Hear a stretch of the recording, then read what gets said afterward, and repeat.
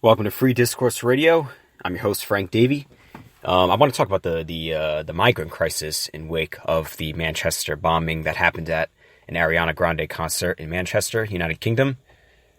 We're really starting to see the effects of the millions of migrants that have been coming in from parts of Africa and the Middle East, including Syria, for the last... Now, I guess it's probably spanning 2 decades, the latest migrant crisis being starting about 2014. Millions have flooded through the borders. There are a lot of refugees in Jordan, in Lebanon, Turkey, and many are taking the boats over the seas and landing in Italy, in Greece, and moving on eventually to nations, larger nations that provide social welfare. Like Sweden, Germany, United Kingdom, and France. And there is they currently accept refugees by the masses. There's practical open borders. The European Union supports this. The United Nations also supports accepting them, despite many of the reports that have been coming out, which I want to talk about here. Now, the Manchester attack is one of many attacks that have occurred throughout. We've seen a lot of them happen throughout France and Belgium and Germany. Recently, the style of attack has been to be running cars onto sidewalks, running pedestrians over, or a straight-up gunman going in and taking down people, as we saw at least twice in France in recent time. First one being Charlie Hebdo, and then recently at a rock concert, which saw over 100 people killed. Now, we're talking about the West here. France is a Western nation, a free Western nation. It's not the Middle East. It's not Saudi Arabia. It's not a place where we're supposed to be worrying about radical Islamic terrorism, especially the fact that, our countries are secular and not Sharia law based or jihadist based, like they are in some parts of the Middle East. So the fact that these attacks are now becoming more normal and part of European citizens' everyday lives is particularly scary, I think. And it certainly worries me about the future for North America. U.S. is constantly being pressured to take in migrants rather.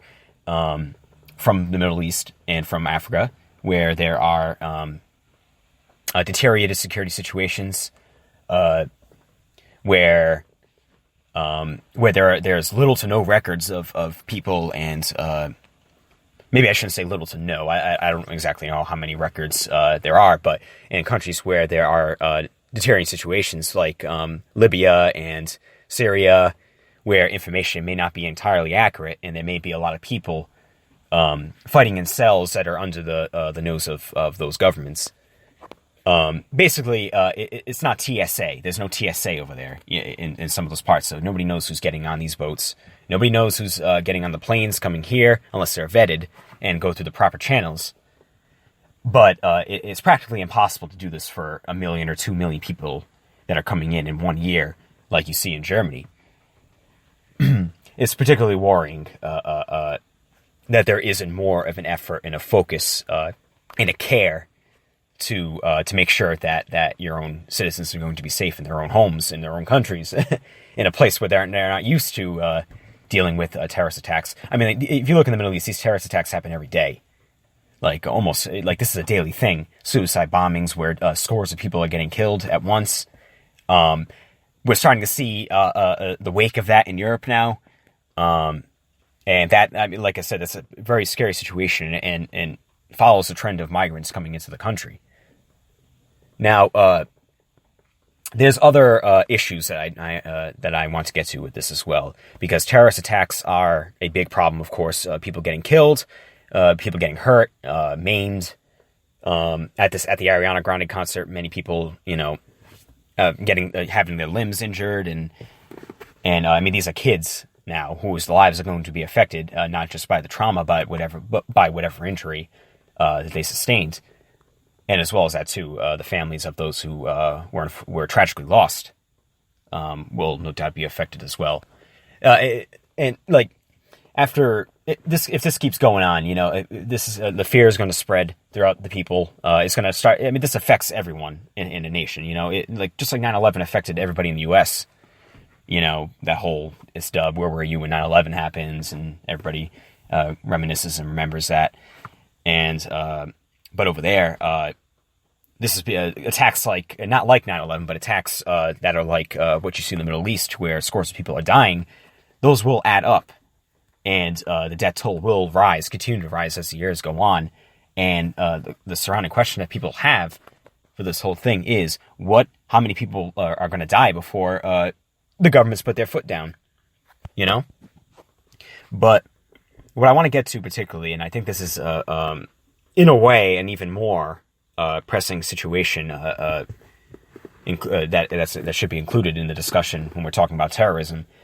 There are many other incidents happening throughout these countries that I've named: France, England, the United Kingdom, Germany, and Sweden. There are cases coming out where young girls in these countries, native, whether their religion is Muslim or Christian or atheist, whatever, if they're native of the country, they're getting many vulnerable kids are getting targeted by Islamic gangs that are coming together due to the fact that many of the migrants are younger age men, probably closer to my age, around the age of 23 to 28, maybe, if I were to give an educated estimate. Many of them are coming over. The majority of the migrants are them. Many of them are not getting jobs because there aren't many jobs available for both the natives and the massive amount of migrants that are being taken in. So there are gangs forming in these inner cities, much like we see with the inner city gangs of Chicago and Los Angeles. Except in England, it's more of a Islamist-based. These are more Islamist-based gangs. Somehow they're getting both British Muslims. We'll use Britain for an example, I guess here. British Muslims who are second generation and first generation, who came over from other parts, are being radicalized. There's reports coming out. If you look at reports that Tommy Robinson's been putting out, he's been doing a great job on the ground there. I really highly recommend you ignore the mainstream media's depiction of him because it's, if I were to use a light word, extremely unfair would be one of them. But at the same time, I want to use the word downright untrue. I don't see him as far right. I don't see him as I don't know what do they call him, neo-Nazi or something like that. No, he's a native British man from Luton. He's grown up with many Muslims and with the gangs in the inner city, and many people.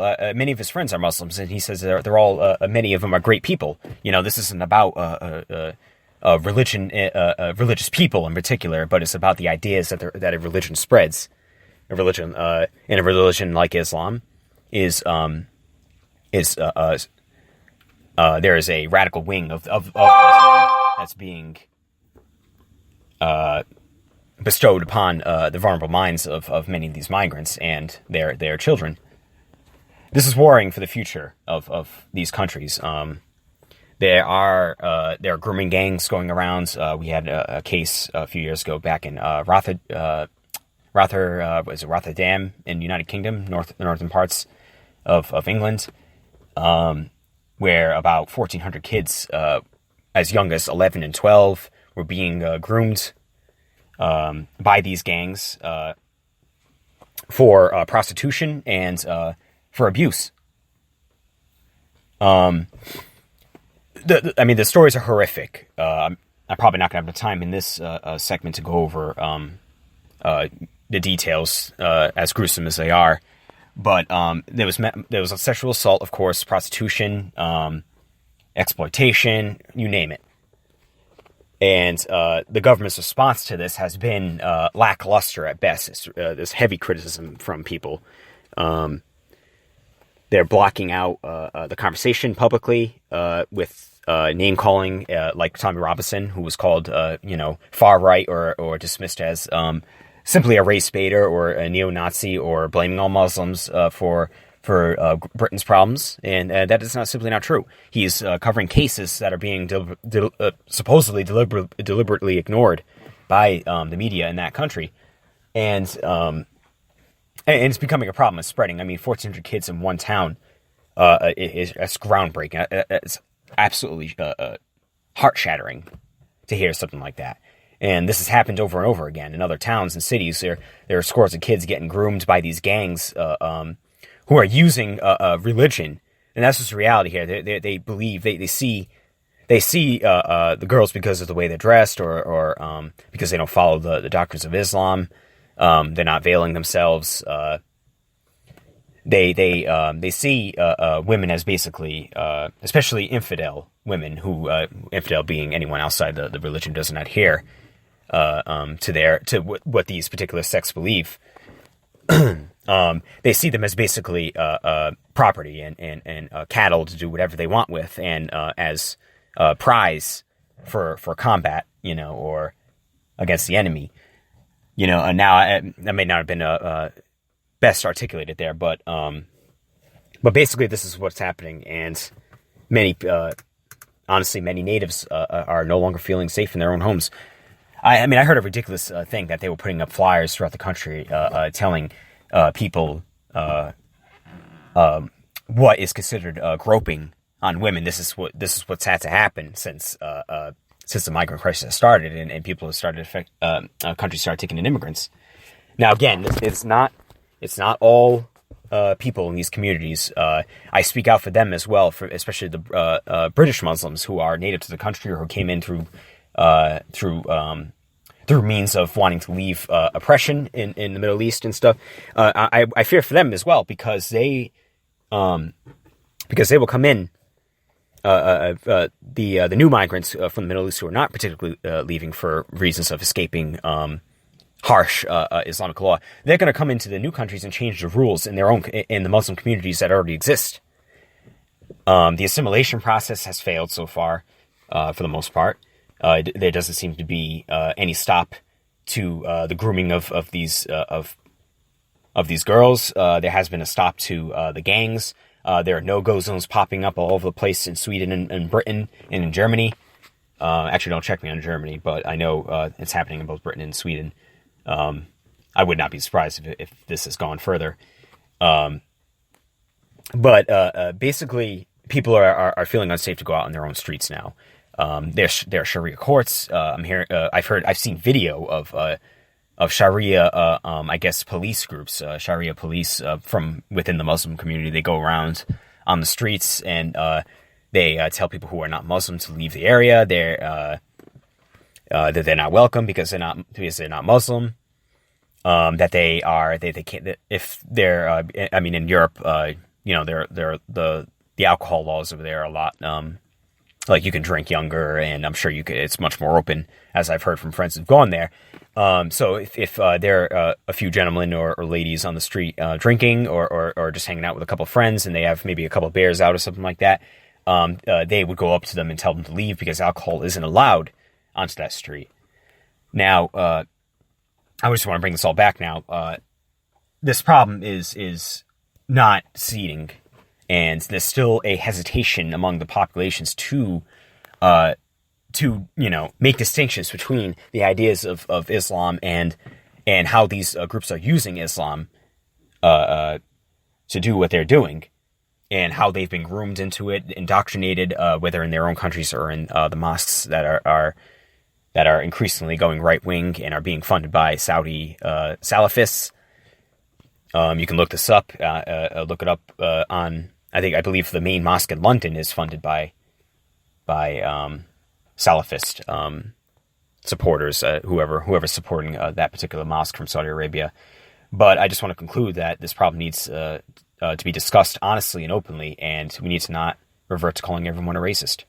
This is Free Discourse Radio. Thanks.